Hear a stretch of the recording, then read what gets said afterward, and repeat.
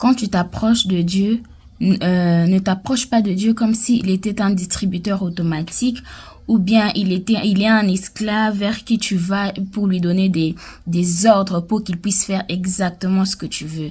Quand tu vas devant Dieu pour une demande, retiens dans la tête que tu vas devant un roi qui a des désirs à lui contraires à tes désirs, qui a une volonté contraire à ta volonté, qui a un planning contraire à ton planning, qui a un timing contraire à ton timing.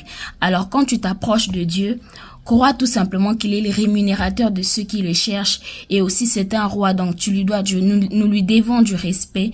Quand nous nous approchons de lui et nous lui demandons quelque chose, sachant que il le fera certainement. Il n'est pas un homme pour mentir, ni même un fils de l'homme pour se repentir, étant donné qu'il est Dieu et cette parole qu'il a fait sortir et il sera derrière cette parole pour l'accomplir.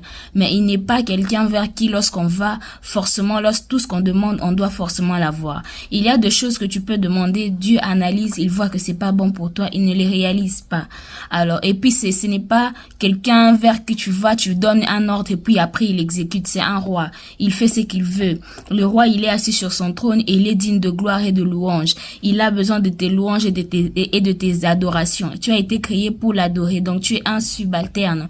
Tu lui dois du respect et quand tu t'approches de lui, tu ne dois pas attendre à ce que Dieu, tu claques du doigt et puis Dieu fait directement, non. Il fait les choses à sa manière, en son temps et comme lui-même il résolut de le faire selon lui-même. Alors, lorsque nous approchons de Dieu, approchons-nous juste avec respect, approchons-nous avec sagesse aussi, approchons-nous avec humilité, approchons-nous avec beaucoup de patience aussi, parce que le Seigneur, lui, il a souvent l'habitude de prendre le temps pour réaliser quelque chose. Mais s'il a dit il va le réaliser, il le réalisera certainement. Il est le maître des temps et des circonstances.